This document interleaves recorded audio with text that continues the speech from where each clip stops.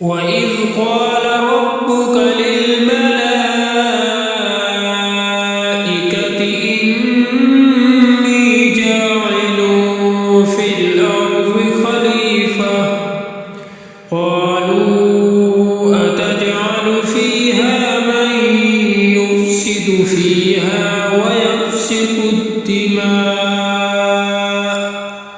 ونحن نسبح بحمدك ونقدس لك